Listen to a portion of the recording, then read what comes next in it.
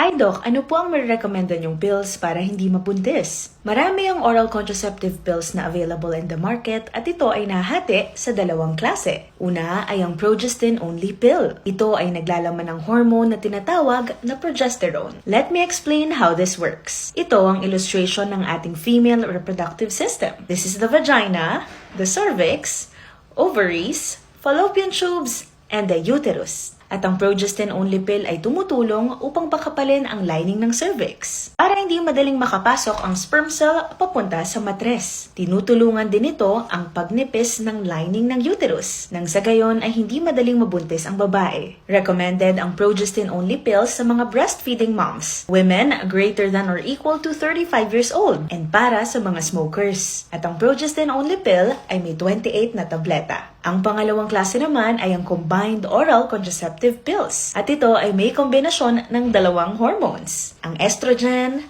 and progesterone. Isang parte ng ating menstrual cycle ang ovulation. And during the ovulation phase, ang ating ovaryo ay bumubuo ng egg cell or itlog. And then, i-release ito upang ma-fertilize ng sperm cell para maging fetus or baby. At ang combined oral contraceptive pill ang tumutulong upang mapigilan ang phase na ito para hindi mabuntis. Ang combined oral contraceptive pills ay recommended para sa mga babaeng may heavy bleeding and para din sa mga babaeng may acne due to hormonal imbalance, irregular period, and PCOS or polycystic ovarian syndrome. Meron itong 21-day packs and 28-day packs. Mas mabuting umpisahan ang pag-inom ng oral contraceptive pills on day 1 of your menses. At ito ay dapat tinitake ng parehong oras araw-araw for it to be 99% effective. Kung sakaling makamiss ka ng isang tableta, take that tablet as soon as you remember it. At inumin ang susunod na tableta sa usual time ng intake mo. Okay? Remember na bago magsimulang mag-take ng oral contraceptive pills, kumonsulta muna sa iyong doktor for proper recommendation.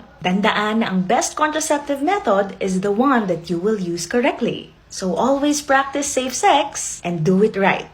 If you have any questions, you can ask in the comment section down below. Once again, I'm Dr. Lian. Follow me and trust RH Choices here on TikTok for more health tips.